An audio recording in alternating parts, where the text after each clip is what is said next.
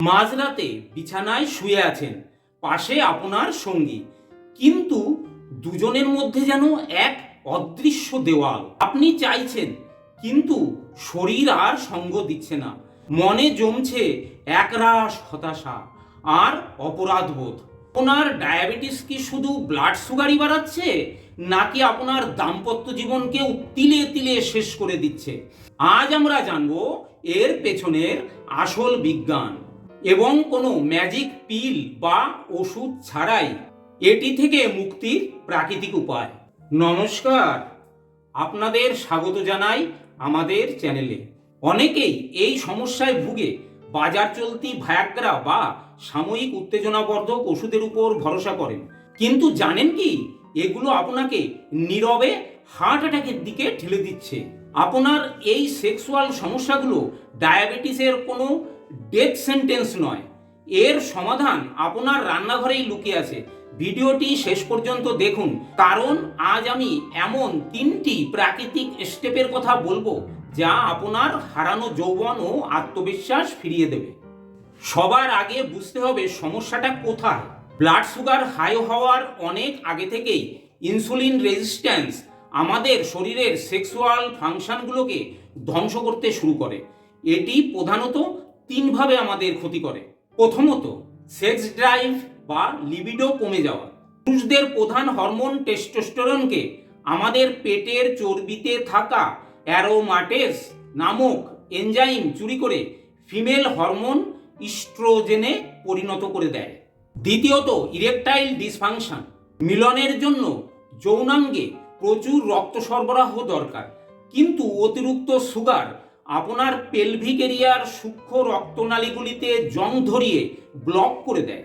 ঠিক যেমন জলের পাইপে জং ধরলে জল ঠিকমতো বের হতে পারে না। তৃতীয়ত, দ্রুত বীর্যপাত। হাই ব্লাড সুগার আপনার সেন্সরি নার্ভের উপরের কভার বা মায়োলিন শীথকে ড্যামেজ করে, ফলে শর্ট সার্কিটের মতো সামান্য উদ্দীপনাতেই কন্ট্রোল হারিয়ে যায়। আর মহিলাদের ক্ষেত্রেও এটি একইভাবে নার্ভ ও রক্তনালী ড্যামেজ করে, যার ফলে ভ্যাজাইনাল ড্রাইনেস বা শুষ্কতা এবং মিলনে চরম অনীহা দেখা দেয়। তাহলে উপায়, চলুন জেনে নিই সেই 3টি ম্যাজিক স্টেপ। স্টেপ 1, রক্তনালীর জং পরিষ্কার করা। আপনার শরীরে রক্ত প্রবাহ বাড়াতে নাইট্রিক অক্সাইড প্রয়োজন। তরমুজের সাদা অংশে থাকে প্রচুর এল সিট্রুলিন, যা রক্তনালীকে রিল্যাক্স করে। এর সাথে রোজকার ডায়েটে রাখুন বিটরুট বা পালং শাকের জুস, যা পেলভিক এরিয়ায় রক্ত চলাচল জাদুকরীভাবে বাড়িয়ে দেবে। স্টেপ 2, হরমোন চুরি আটকানো। রোজ ডায়েটে কুমড়োর বীজ বা পামকিন সিডস রাখুন।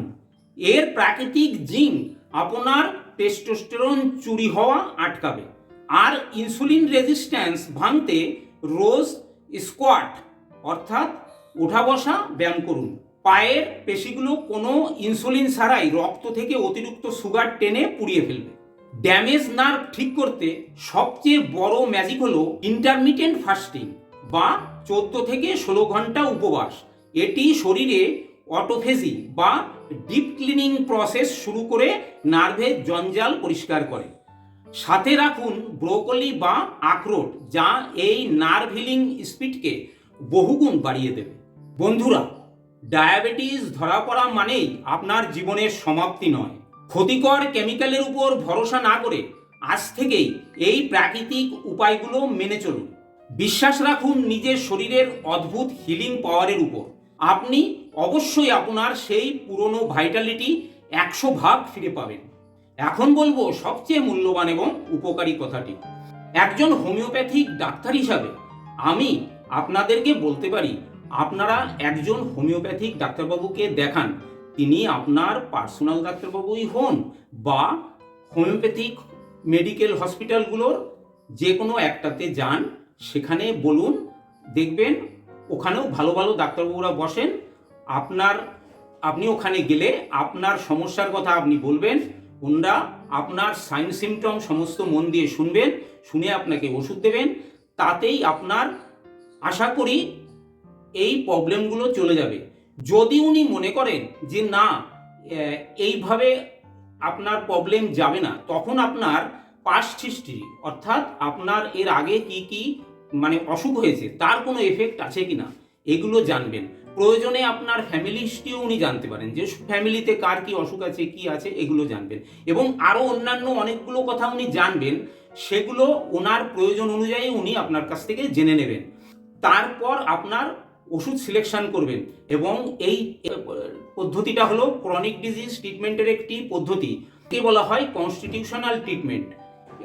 আমার 46 বছরের অভিজ্ঞতায় আমি আপনাদের বলতে পারি, আপনারা যদি এইভাবে একজন হোমিওপ্যাথিক ডাক্তারবাবুকে দেখান, তাহলে আপনারা আপনাদের সমস্যা অচিরেই দূর হবে, আপনারা সম্পূর্ণ সুস্থ হয়ে উঠবেন। আমার 46 বছরের অভিজ্ঞতায় আমি আপনাদের এ কথাটাই বলতে পারি যে আপনারা আমার কথা শুনে যদি একজন হোমিওপ্যাথিক ডাক্তারবাবুকে দেখান, আপনাদের খুব ভালোই হবে। এইবার আপনাদের যা ভালো মনে হয় সেটাই আপনারা করবেন, আপনারাই ডিসিশনটা নেবেন। আজকের ভিডিওটি তথ্যবহুল মনে হলে একটি লাইক দিন, এবং আপনার সেই বন্ধুদের সাথে শেয়ার করুন যাদের এটি খুব প্রয়োজন। আপনি আজ থেকে কোন স্টেপটি আগে শুরু করছেন, ফাস্টিং নাকি স্কোয়াট, কমেন্ট করে জানান। সুস্থ থাকুন, আত্মবিশ্বাসী থাকুন। নমস্কার।